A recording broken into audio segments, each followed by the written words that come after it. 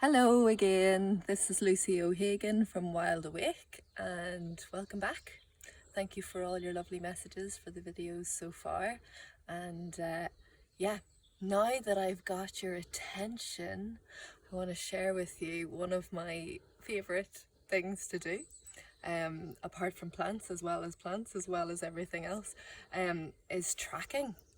So believe it or not, tracking is one of the classes that I found the hardest to fill. It just seems like people either don't know what it is or have some association with it, with like man tracking, or I don't know.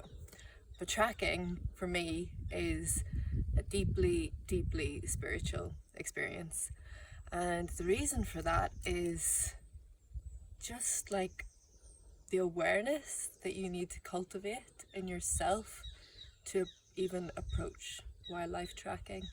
And you know, when I say wildlife tracking, what does that mean? So yeah, wildlife tracking is looking at the tracks and the signs that have been left by the more than human community. So that might be looking at a track, it might be looking at some scat, it might be looking at some feeding sign or burrows or beds, or basically anything that an animal does as it moves through the landscape. Another part of wildlife tracking is trailing as well. So trailing is putting all of that together to actually follow an animal and to try and get close to an animal. So as you can imagine with this, it's a really humbling experience, and yeah, just really deeply, deeply personal. So the great thing about tracking is that you don't need anything at all. Nothing. All you need is a sense of gratitude, an open mind and curiosity, and really a willingness to be wrong. So in tracking we often talk about holding the question. So holding the question is looking at something that you're not sure what it is. Even if you are sure what it is, you're kind of trying to slow yourself right down. So not jumping to conclusions, and just observing exactly what you see and putting that all together until you have a bigger picture. You know, you have more information from which to make a really informed decision. So I think like sitting in that unknowing is something that we're all doing right now, right? We're all sitting in this huge unknowing, and that's really uncomfortable, but it's where we are. And I think tracking kind of cultivates that approach to life, to being comfortable in the unknowing. So yeah, today we are down at the river again, and we're gonna look at some tracks. So first of all, I need to kind of step into my tracker mentality. So what that means is just really slowing right down, slowing your breathing down, just widening your perspective, tuning into all of your senses, noticing what direction the wind is coming from, noticing what direction the river is flowing, and really starting to respond to the landscape. I think another really powerful part of tracking is that you begin to realize that just as we shape the land, so the land shapes us as well. And I came across these beautiful lines this morning in a Gary Snyder poem, which go as the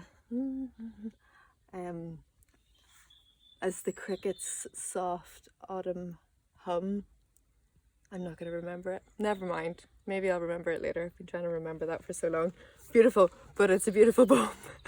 And it's just like, yeah, it really kind of brings to life that idea that just as we observe and interact with the trees, the rocks, the rivers, the creatures, so they too are experiencing us.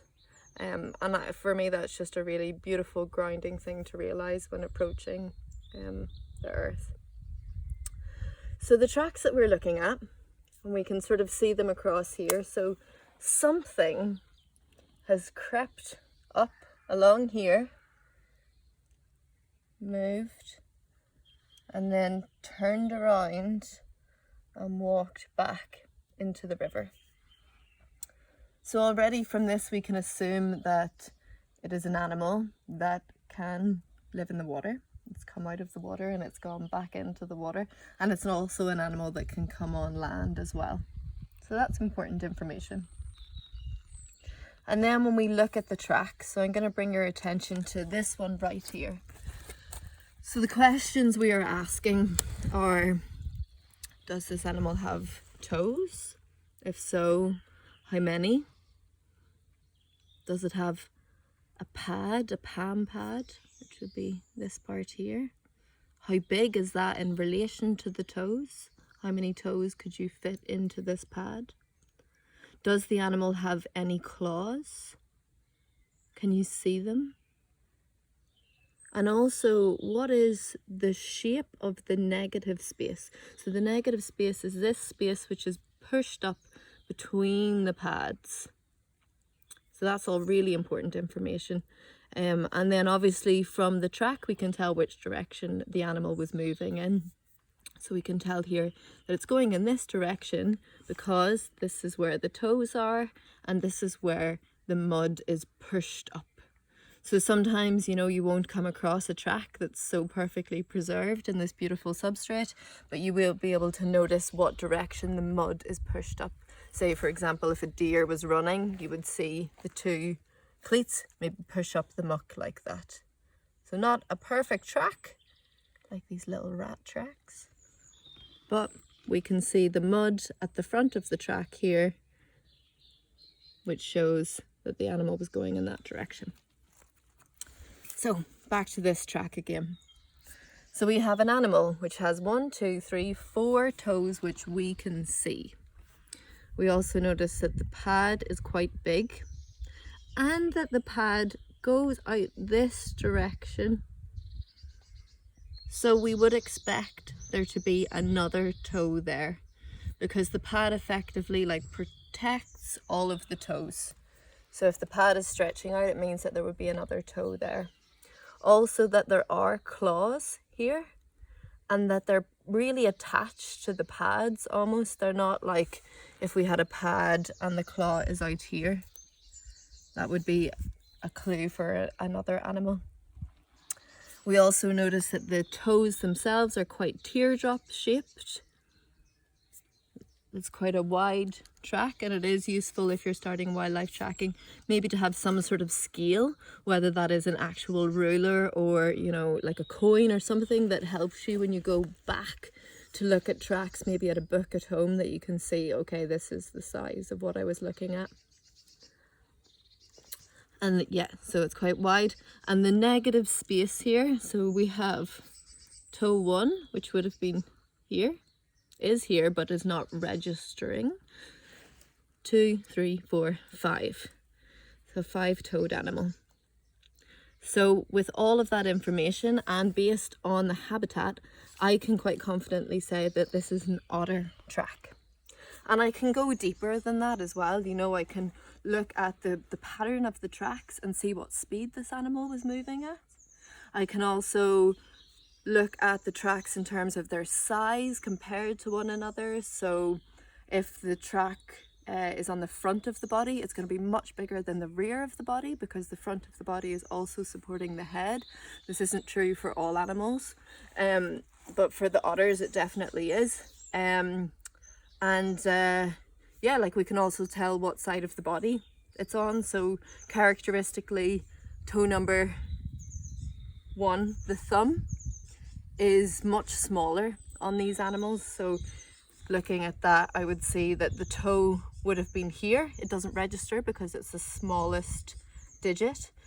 So that would be a right hand side. And looking at this one, I would think that that is a front foot, just based on how much bigger it is than the other tracks that I can see. But I'd need to go back and consult my books again and my tracker friends. So one thing that I wanted to show you how to do today, if I get my fingers, how to take a plaster cast of a track. So this is something that it's really like fun to do, and it's also like great to kind of build up your tracking collection. So when you find a really interesting track, you can take a plaster cast and add it to your collection. So I'm just using like artist's plaster here. I've got fine casting powder. So this is probably about €5 for the whole 2.5 kg tub. I have just a bottle which has been cut, and then I'm just using like an old peanut butter, whatever kind of tub to mix up my plaster mix in. So I'm going to take my piece of plastic and place it around the track that I want to cast. Push it deeply down, and I'm going to get my water, and we're gonna put in the plaster.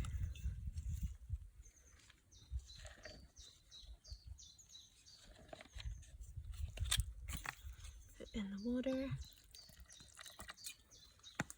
and mix it up, and the consistency we want is like that of pancake mix, so you don't want any lumps in it. Cooking and tracking. And you want to make sure that you have enough so that it's actually going to fill up to maybe like 1 centimetre above the track and go into the track. So you don't want it to be too little, otherwise it will just break.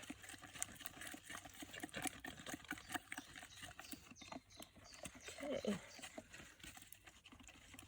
I think that's enough. Okay, so then you pour it in. A bit lumpier than I would like, but there you go.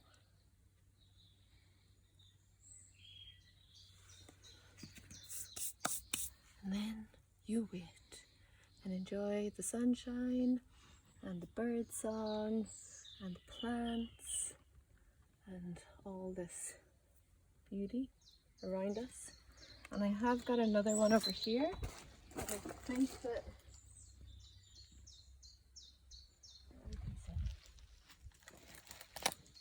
I only just did it, so it's maybe too soon to pull it out. We'll give it a go.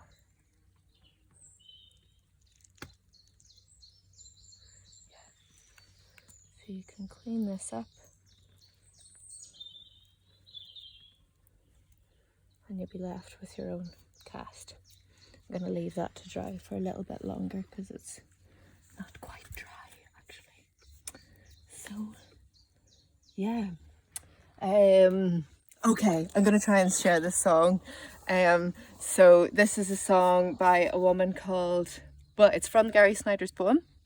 And the tune was put to it by a woman called Annie, who is Zest Inferno on Instagram, and her website is Heartland Harmonies, and I'd really recommend you go on there because there's loads of amazing songs and you can make a donation to her for all of her really hard, generous work that she's done. So the song goes: as the crickets' soft autumn hum is to us, so are we to the trees, as are they to the rocks and hills, as are they to the rocks and hills, as are they to the rocks and hills. I did it! Thank you for tuning in. Bye.